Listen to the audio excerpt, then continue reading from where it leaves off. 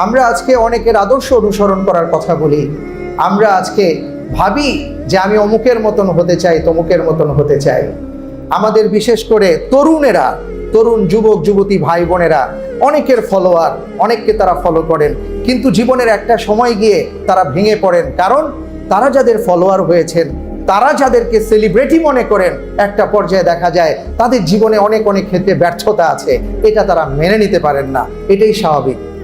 একজন মানুষ আছেন পৃথিবীতে যার কোনো ব্যর্থতা নেই, আর তিনি হচ্ছেন মুহাম্মদুর রাসূল সাল্লাল্লাহু আলাইহি ওয়াসাল্লাম। একজন মানুষ যদি জীবনে সফল হতে চায়, জীবনের যেই কোনো ক্ষেত্রে তিনি সফল হতে চান, তাহলে তিনি যেন দর্পণ হিসাবে আল্লাহর রাসূল সাল্লাল্লাহু আলাইহি ওয়াসাল্লামের দিকে তাকান। তিনি যখন তার জীবনের দিকে তাকাবেন, তার আদর্শের দিকে তাকাবেন, তিনি হবেন সেই সময়ের সেরা মানুষ। সুবহানাল্লাহ।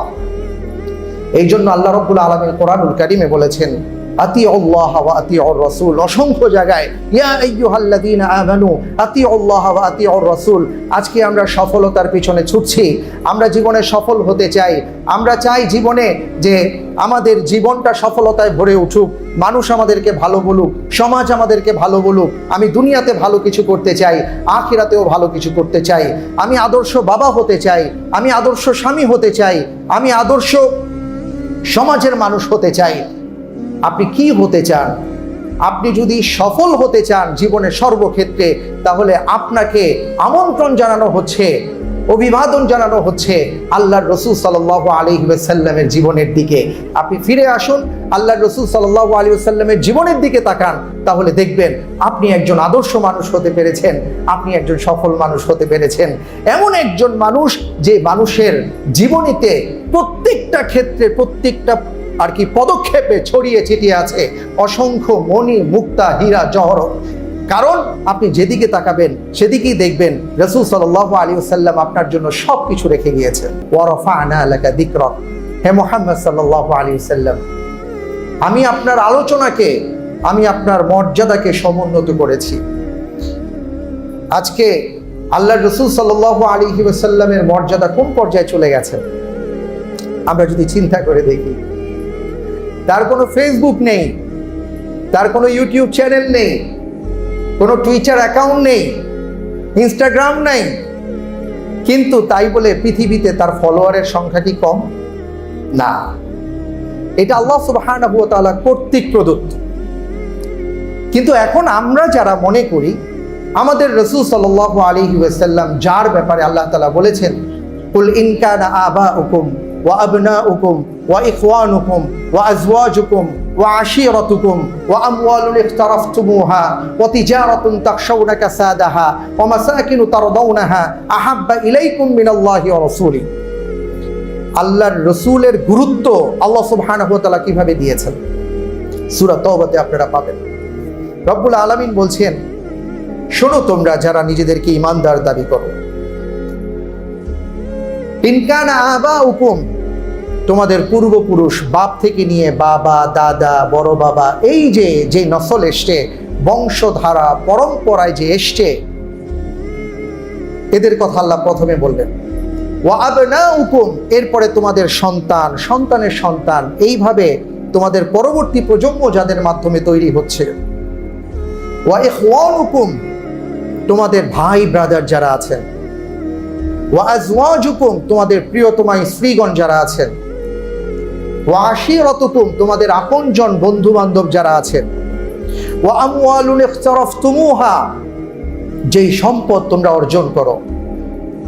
ওয়া তিজারাতুন তাখশাউনা কাসাদাহা, যে কষ্ট করে ব্যবসা বাণিজ্য করে সম্পদ অর্জন করো এবং যেই সম্পদ হারিয়ে যাবে বলে তোমরা আশঙ্কা করো, ভয় করো, অর্থাৎ যে সম্পদকে সবসময় তোমরা কুক্ষিগত রাখার চেষ্টা করো। ওয়া মাসাকিনু তারদাউনাহা, তোমাদের থাকার যে বাসস্থান, এত সুন্দর সুন্দর বাসাবাড়ি তোমরা তৈরি করো, যেখানে থাকতে তোমরা স্বাচ্ছন্দ্য বোধ করো, তোমরা ভালোবাসো সেখানে থাকতে। এর সব কিছু এক জায়গায়। ওয়া আহাব্বা ইলাইকুম মিনাল্লাহ ওয়া রাসূলি ওয়া জিহাদিন ফি সাবিলি ফাতারাব্বাসু হাত্তা ইয়াতি আল্লাহু বিআমরি। এই সব কিছুর তুলনায় আল্লাহকে প্রাধান্য দিতে হবে, এরপরে রসুলকে প্রাধান্য দিতে হবে, এরপরে আল্লাহর বিধান জিহাদ আসলে তাকে প্রাধান্য দিতে হবে। যদি এর ব্যতিক্রম করো তাহলে তোমরা অপেক্ষা করো, আল্লাহর পক্ষ থেকে তোমাদের কাছে আযাব নেমে আসবে। তাহলে রাসূল সাল্লাল্লাহু আলাইহি ওয়াসাল্লামের মর্যাদা কোথায়? আমাদের জীবনের চাইতে বেশি প্রিয়। রাসূল সাল্লাল্লাহু আলাইহি ওয়াসাল্লাম বলেছেন, লা ইউমিনু আহাদুকুম হাত্তা আকুনা আহাব্বা ইলাইহি মিন ওয়ালিদিহি ওয়া ওয়ালাদিহি ওয়ান নাসি আজমাইন। একজন সাহাবা এসে বললেন, ইয়া রাসূলুল্লাহ, আপনার কাছে যখন বসা থাকে তখন আপনার দিকে তাকিয়ে থাকতেই মনে চায়, আপনার কাছে থাকতেই মনে চায়, আপনার থেকে যেতে মনে চায় না। কিন্তু যখন ফ্যামিলিতে ব্যস্ত হয়ে যাই, বিভিন্ন কাজকর্মে ব্যস্ত হয়ে যাই, তখন আমি আপনার কথা ভুলে যাই। ওমর ইবনুল খাত্তাব রাদিয়াল্লাহু তাআলা আনহু তিনিও বললেন, ইয়া রাসূলুল্লাহ, এই অবস্থা তো আমারও, এবং কখনো কখনো আমাকে আমার সবচেয়ে প্রিয় মনে হয়। অর্থাৎ তিনি বলেন যে স্বাভাবিকভাবেই আমরা এটা চিন্তা করি যে সবচেয়ে বেশি ভালোবাসি তো আমরা আমাকে একটা পর্যায়ে গিয়ে, তাই না? তখন সে চিন্তা করে সব চলে যাক, আমি বেঁচে থাকলেই হয়, নিজে বাঁচার চেষ্টা করা। আল্লাহ রাসূল সাল্লাল্লাহু আলাইহি ওয়াসাল্লাম বললেন, ওমর, লা ইউমিনু আহাদুকুম হাত্তা আকুনা আহাব্বা ইলাইহি মিন ওয়ালিদিহি ওয়া ওয়ালাদিহি ওয়ান নাসি আজমাইন। ওমর শোনো, ওই ব্যক্তি ঈমানদার হতে পারবেন না যতক্ষণ পর্যন্ত তিনি তার চেয়ে, তার বাবার চেয়ে, তার পুত্র সন্তান বা সন্তানাদির চেয়ে এবং তার যা কিছু আছে সব কিছুর চাইতে আমি মুহাম্মদকে বেশি ভালো না বাসব।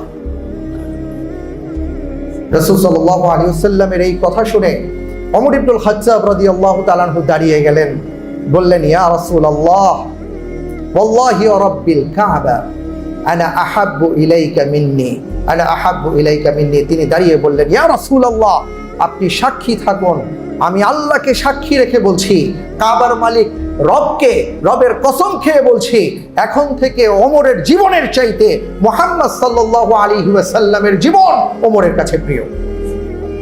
সুবহানাল্লাহ, সুবহানাল্লাহ।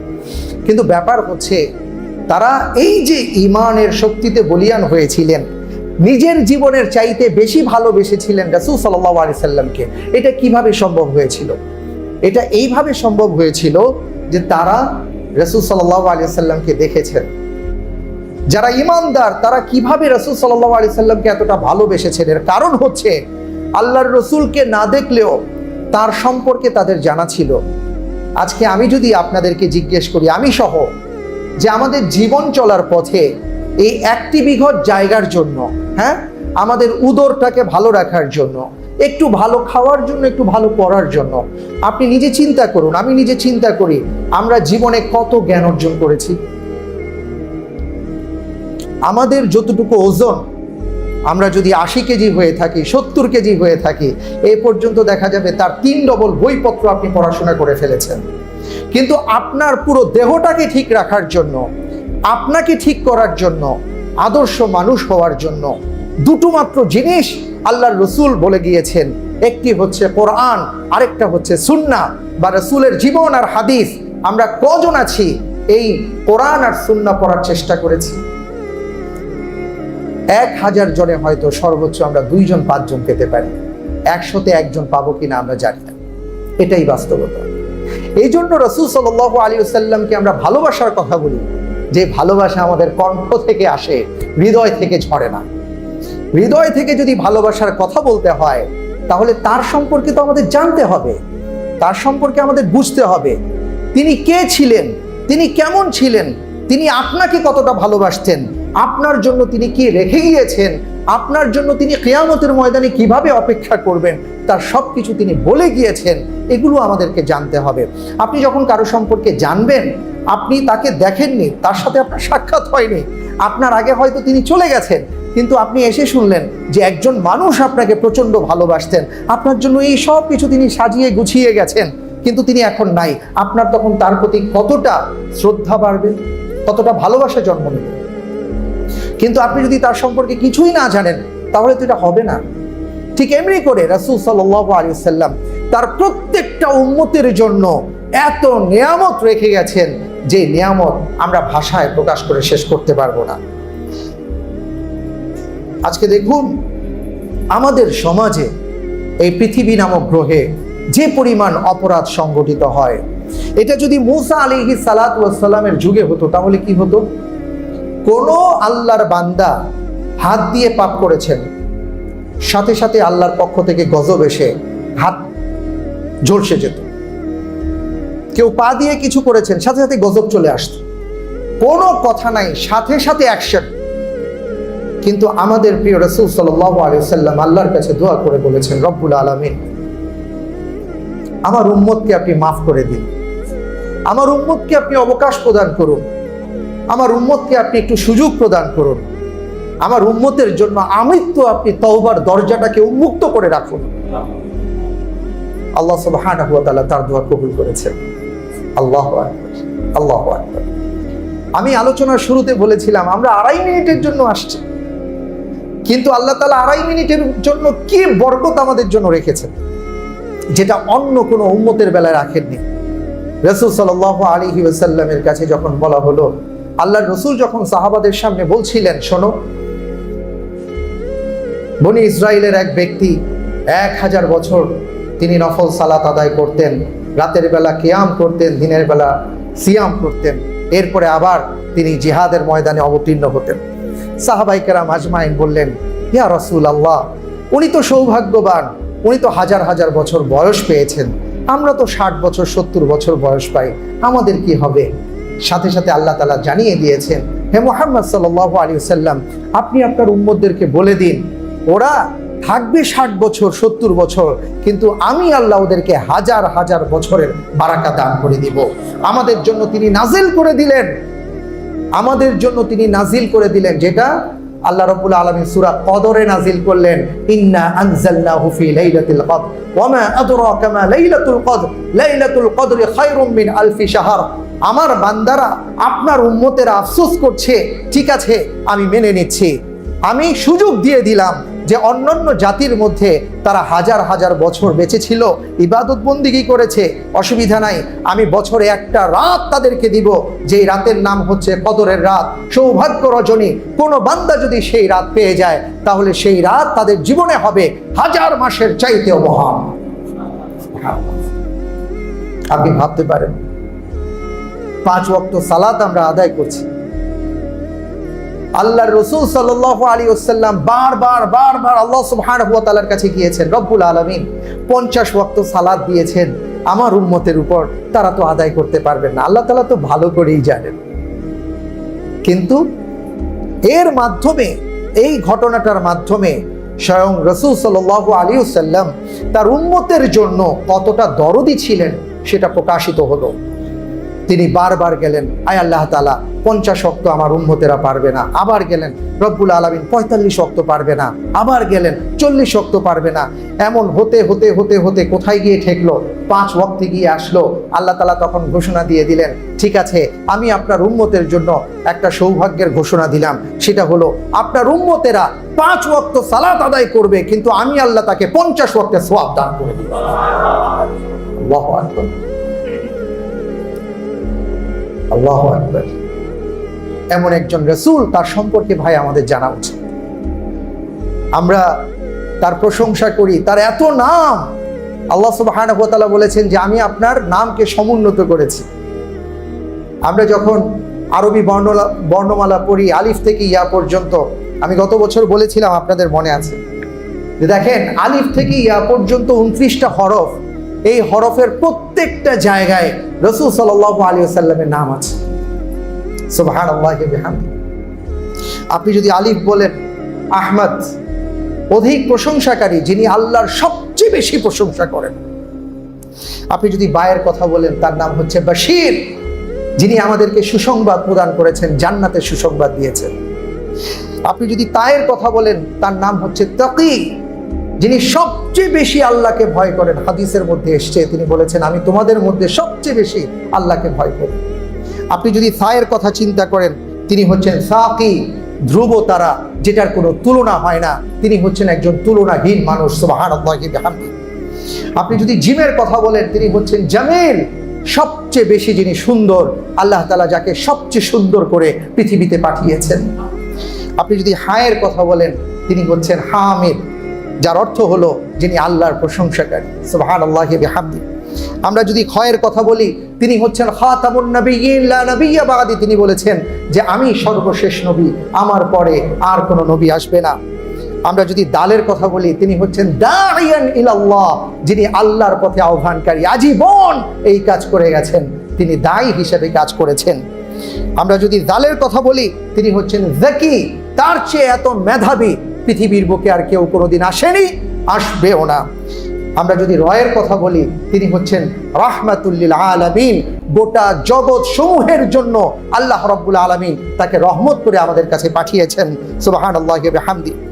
আমরা যদি জায়ের কথা বলি, তিনি হচ্ছেন জায়রাল জান্নাহ, রব্বুল আলামিন যাকে পৃথিবীর বুক থেকে নিয়ে মেরাজের রজনীতে পুরো জান্নাতটাকে ঘুরিয়ে দেখিয়েছেন, যেই সৌভাগ্য আর অন্য কোনো নবী এবং রাসূলদের ভাগ্যে জোটেনি। আমরা যদি সিনের কথা বলি, তিনি হচ্ছেন সাইয়্যিদুল বাশার, মানুষের মধ্যে সর্বশ্রেষ্ঠ মানুষ, সাকিউল কাউসার, যিনি কিয়ামতের ময়দানে আমাদের জন্য কাউসারের পানি নিয়ে অপেক্ষা করবেন এবং আমরা যখন যাব তিনি তখন আমাদেরকে কাউসারের পানি পান করাবেন। হাদিসের মধ্যে আসছে, কোনো আল্লাহর বান্দা যখন কাউসারের পানি পান করবে জান্নাতে যাবার পর আর কোনোদিন তার পানির পিপাসা হবে না। সুবহানাল্লাহি ওয়া বিহামদিহি। আমরা যদি শিনের কথা বলি, তিনি হচ্ছেন শাফিউল মুজনাবিন। কিয়ামতের ময়দানে সবাই যখন সাল্লিমনি সাল্লিমনি বলবেন, নফসি নফসি বলবেন, প্রত্যেক নবী প্রত্যেক রাসূল যখন ভয়ে বিহ্বল হবেন, সবাই যখন নিজেদের কথা চিন্তা করবেন, সমস্ত জগতের মানুষ যখন কিয়ামতের ময়দানে আল্লাহ আমাকে বাঁচাও আমাকে বাঁচাও এই শব্দ ধ্বনি উচ্চারিত করবেন, সেই মুহূর্তে একজন মানুষ হবেন, একজন কেবল, যিনি রাহমাতুল লিল আলামিন, সাইয়্যিদুল কাউনাইন, রাসূল আকদাস সাল্লাল্লাহু আলাইহি ওয়াসাল্লাম। তিনি কেবল বলবেন, উম্মতি উম্মতি, রব্বুল আলামিন আমার উম্মতকে আপনি মাফ করে দিন, আমার উম্মতকে আপনি মাফ করে দিন। তিনি বলেছেন, কিয়ামতের ময়দানে আমাকে তোমরা তিনটি জায়গায় পাবে, তিন জায়গার যে কোনো এক জায়গায় তোমরা আমাকে পাবে। হয়তো দেখবে আমি সেজদার মধ্যে পড়ে আছি আমার উম্মতের জন্য, রব্বুল আলামিন আমার এই উম্মতকে তুমি মাফ করে দাও, আমার এই উম্মতকে তুমি মাফ করে দাও, এইভাবে তিনি বলতে থাকবেন। অথবা তোমরা আমাকে পাবে সেই কাউসারের পাশে, আমি আমার উম্মতদেরকে পানি পান করাচ্ছি, কাউসারের পানি পান করাচ্ছি। অথবা তোমরা আমাকে পাবে, আমি রব্বুল আলামিনের কাছে দোয়া করছি, আয় আল্লাহ তাআলা আমার উম্মতদেরকে তুমি মাফ করে দাও। শাফিউল মুযনাবিন, আর কেউ হবেন না ওই ক্ষেত্রে, এই একজন মানুষ হবেন। আমরা যদি দেখি সদ, তাহলে বলা হয়েছে সফিউল্লাহ, যিনি আল্লাহর পক্ষ থেকে অনুগ্রহ প্রাপ্ত। এত অনুগ্রহ আল্লাহ রাব্বুল আলামিন তার উপর করেছেন, আর কারো উপর এতটা অনুগ্রহ করেন নাই। যদি দদের কথা বলি, তিনি হচ্ছেন দামিনুল উম্মাহ, উম্মতের জিম্মাদার। অনেক ক্ষেত্রে তিনি উম্মতের ক্ষেত্রে বলেছেন, তুমি যদি এই কাজ করতে পারো তাহলে তোমার পক্ষে আমি আল্লাহর কাছে দাঁড়াবো, রব্বুল আলামিনের কাছে গিয়ে বলবো, আল্লাহ তাআলা তোমার এই বান্দা এই কাজ করেছে, আমি তার জামিনদার হয়েছিলাম, আজকে তুমি তাকে মাফ করে দাও। দামিনুল উম্মাহ। আপনি যদি তয়ের কথা বলেন, তিনি হচ্ছেন তাহের, পবিত্র, ওনার চেয়ে এত পবিত্র মানুষ আর কেউ হতে পারেন না। আপনি যদি জয়ের কথা বলেন, তিনি হচ্ছেন জাহের, যার সবকিছু প্রকাশিত। ভাই ভাবতে পারেন, আজকে তো সিসি ক্যামেরার যুগ চলছে, তারপরে সব জায়গায় সিসি ক্যামেরা চলে না। আপনার ঘরের মধ্যে, আপনার অন্দরমহলে, আপনার বেডরুমে তো আর সিসি ক্যামেরা নাই, কিন্তু রাসূল সাল্লাল্লাহু আলাইহি ওয়াসাল্লামের জীবনটা আপনি দেখুন। ভেতরে ওনার 11 জন স্ত্রী ছিলেন, ওনার প্রতিটা মুহূর্ত কেমন কেটেছে ঘরের ভিতরে, প্রতিটা মুহূর্ত। এমনকি মা আয়েশা রাদিয়াল্লাহু তাআলা আনহার সাথে বা হাফসা রাদিয়াল্লাহু তাআলা আনহার সাথে বা অন্য কোনো উম্মাহাতুল মুমিনিনের সাথে যখন একান্ত সময় তিনি যাপন করছেন, এটাও যেমন প্রকাশিত হলো। আবার ঠিক এমনি করে ঘর থেকে বের হওয়ার পরেই ছিল আসহাবুস সুফফা, সাহাবায়ে কেরাম আজমাইনের একটা দল, যারা সব সময় তাকিয়ে থাকতেন আমার রাসূল কি করছেন, আমার রাসূল কি বলছেন, যার সব কিছু এইভাবে প্রকাশিত হয়েছে। পৃথিবীর আর কারো জীবনে, কারো ক্ষেত্রে এইভাবে প্রকাশিত হয়নি। এই জন্য তিনি হচ্ছেন জাহের, যার সবকিছু আল্লাহ প্রকাশ করেছেন। আপনি যদি আইনের কথা বলেন, আল্লাহ সুবহানাহু ওয়া তাআলা তার পরিচয় দিয়েছেন আব্দুল্লাহ, তিনি আল্লাহর প্রিয় বান্দা, তিনি আল্লাহর বান্দা। আমরা আজকে অনেকে আব্দুল্লাহ নিজেদেরকে বলি, আব্দুল মানে হচ্ছে বান্দা, কিন্তু আল্লাহ সুবহানাহু ওয়া তাআলা যখনই তার রাসূল সাল্লাল্লাহু আলাইহি ওয়াসাল্লামকে ডাক দিয়েছেন, তখন আব্দুন শব্দটা ব্যবহার করেছেন। সুবহানাল্লাযী আসরা বিআবদিহি, এইভাবে তিনি ব্যবহার করেছেন। যখনই অনুগ্রহের কথা আসছে, নিয়ামতের কথা আসছে, তখন তিনি আদ শব্দটা ব্যবহার করেছেন। আইনে তিনি হচ্ছেন আব্দুল্লাহ, এবং আরেকটা হচ্ছে আজিজ, যেটা কোরআনে কারীমের মধ্যে এসছে সূরা তাওবার শেষ আয়াত, শেষ দুটি আয়াত, লাকাদ জাআকুম রাসূলুম মিন আনফুসিকুম আজিজুন। এই যে আজিজ, আজিজ মানে হচ্ছে যে তিনি তার উম্মতের জন্য অত্যন্ত দরদি এবং লোভী। লোভী মানে হচ্ছে কি, তিনি তার উম্মতের প্রত্যেকটা উম্মত যেন জান্নাতে যেতে পারে, এই জন্য তিনি প্রচন্ড আগ্রহী ছিলেন। আল্লাহু আকবার। আমরা নিজেরাও জান্নাতের জন্য আগ্রহী না সেইভাবে, কারণ আমরা বুঝতেই পারি না। কিন্তু আমার রাসূল সাল্লাল্লাহু আলাইহি ওয়াসাল্লাম তার প্রত্যেকটা উম্মত যেন জান্নাতে যান, এটার জন্য তিনি সবসময় চিন্তা করে গেছেন। একজন মানুষের জীবনের সবচেয়ে কঠিন মুহূর্ত হচ্ছে ভাই যখন মৃত্যুর সাকারাত শুরু হয়। ওই সময় তিনি আর কাউকে চিনতে পারেন না, তখন তিনি তার নিজেকে নিয়ে ব্যস্ত। এটাই স্বাভাবিক যে মালাকুল মউত চলে আসছে, আমার যাবার সময় হয়েছে, আমি এখন কি করব। কিন্তু তখনও তিনি আল্লাহ সুবহানাহু ওয়া তাআলার কাছে উম্মতের জন্য দোয়া করেছেন। আর কে হতে পারে না। আমি বাবা হয়েছি, মৃত্যুর সময় যখন সাকারাত এসছে, নিশ্চয়ই আমার সন্তানের কথা, আমার স্ত্রীর কথা তখন মনে থাকার কথা না। কিন্তু রাসূল সাল্লাল্লাহু আলাইহি ওয়াসাল্লাম না ফাতিমা রাদিয়াল্লাহু তাআলা আনহার কথা বলেছেন, না তার কোনো স্ত্রীর কথা বলেছেন, না কোনো পুত্রের কথা স্মরণ করেছেন। তিনি ওই মুহূর্তে উম্মতের কথা চিন্তা করেছেন। আপনি এটা কার ক্ষেত্রে পাবেন? এই জন্য বলা হয়েছে আজিজ, তার উম্মতের জন্য অত্যন্ত আগ্রহী যেন তারা জান্নাতি হন। আপনি যদি গয়র দিয়ে চিন্তা করেন, গয়ুর শব্দের অর্থ হচ্ছে আত্মমর্যাদাশীল। রাসূল সাল্লাল্লাহু আলাইহি ওয়াসাল্লাম বলেন, আনা গয়ুরু মিনকুম, তোমাদের মধ্যে সবচেয়ে বেশি আত্মমর্যাদাশীল হচ্ছি আমি। রাসূল সাল্লাল্লাহু আলাইহি ওয়াসাল্লাম বললেন, ওমর, আল্লাহ রাব্বুল আলামিনের জান্নাত যখন আমি ঘুরে এসেছি, আমাকে বলা হয়েছে ওই ঘরটা তোমার ঘর। ওমর ইবনুল খাত্তাব রাদিয়াল্লাহু তাআলা আনহু হাউমাউ করে কেঁদে উঠলেন, ইয়া রাসূলুল্লাহ, আল্লাহ আমার ঘরের কথা বলেছেন। রাসূল সাল্লাল্লাহু আলাইহি ওয়াসাল্লাম বললেন, হ্যাঁ ওমর, আমাকে দেখানো হয়েছে। হযরত ওমর রাদিয়াল্লাহু তাআলা আনহু বললেন, ইয়া রাসূলুল্লাহ, আপনি ভেতরে গেলেন না? আপনি দেখলেন না ঘরটা কেমন? আল্লাহর রাসূল সাল্লাল্লাহু আলাইহি ওয়াসাল্লাম বললেন, না ওমর, আমি যাইনি, কারণ এটা তোমার ঘর। তোমার ঘরে যাওয়াটা আমার শোভা পায় না। এটা ব্যক্তিত্বের ব্যাপার। তোমার নিজের ব্যক্তিত্ব আছে, আমারও ব্যক্তিত্ব আছে, আমি আরেকজনের ঘর কেন দেখতে যাব? আল্লাহু আকবার, আল্লাহু আকবার। আনা গয়ুরু মিনকুম, আমি তোমাদের মধ্যে সবচেয়ে বেশি আত্মমর্যাদাশীল। আমরা যদি ফায়ের কথা চিন্তা করি, ফারিকুম বাইনাল হাক্কি ওয়া বাতিল, তিনি এসে পৃথিবীর মাঝে কোনটা আলো কোনটা অন্ধকার সেটা তিনি পার্থক্য নির্ণয় করে দিয়ে গেছেন আমাদের মাঝে। ক্বারিউল কোরআন, কফ দিয়ে যদি বলেন, তার চেয়ে এত সুন্দর করে কোরআনুল কারীম আর কে তিলাওয়াত করতে পারে বলুন? আমরা যদি কাফের কথা চিন্তা করি, কাফিলুল উম্মাহ, তিনি উম্মতের অনেক ক্ষেত্রে জিম্মাদারি নিয়েছেন, মধ্যস্থতাকারী হিসেবে কিয়ামতের ময়দানে তিনি কাজ করবেন। লাঈমুশ শায়াতিন, লাম দিয়ে এসে শয়তানের সবচেয়ে বেশি নিন্দাকারী। রাসূল সাল্লাল্লাহু আলাইহি ওয়াসাল্লাম তিনি বলেছেন, আনা লাঈমুশ শায়াতিন, আমি সবচেয়ে বেশি শয়তানের নিন্দাকারী। আমরা যদি মিম দিয়ে বলি, মিমে অনেকগুলো নাম এসছে, আমি শুধু কয়েকটা বলি, মুহাম্মদ, মুদ্দাসসির, মুজাম্মিল, মনসুর, মাহমুদ, মুস্তাফা সাল্লাল্লাহু আলাইহি ওয়াসাল্লাম। আপনি যদি নুন দিয়ে বলেন, নাযীর, যিনি আমাদেরকে বারবার সতর্ক করেছেন। ইন্নী লাকুম নাযীরুম মুবিন, বলেছেন আমি তোমাদের জন্য সুস্পষ্ট সতর্ককারী। জাহান্নামের ব্যাপারে তিনি আমাদেরকে সতর্ক করেছেন। ওয়াউতে ওয়াকিল, যিনি কিয়ামতের ময়দানে ওয়াকিল হিসাবে দাঁড়াবেন, হে আল্লাহ, আমার এই বান্দাকে আপনি মাফ করে দেন, যিনি মধ্যস্থতা করবেন।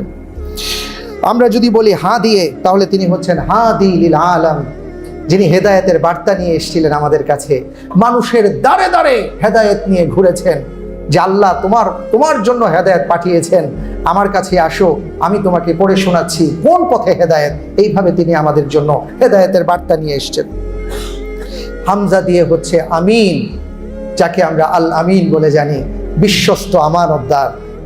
যে কথা আমরা সবাই জানি, যেই সমাজের মানুষ ভাই বোনকে বিশ্বাস করতো না, মা বাবাকে বিশ্বাস করতো না, স্বামী স্ত্রীকে বিশ্বাস করতো না, সেই সমাজের মানুষ আল্লাহর রাসূল সাল্লাল্লাহু আলাইহি ওয়াসাল্লামের দাওয়াতকে গ্রহণ করেনি, কিন্তু এ কথা স্বীকৃতি দিতে তারা দ্বিধাবোধ করেনি যে এই একজন মানুষ আছে আমাদের সমাজে যে সারা জীবনে কোনো মিথ্যে কথা বলেনি, এবং যার কাছে আমানত রক্ষা করা আমার কাছে কোনো জিনিস থাকার চাইতে উত্তম, নিরাপদ। সুবহানাল্লাহ।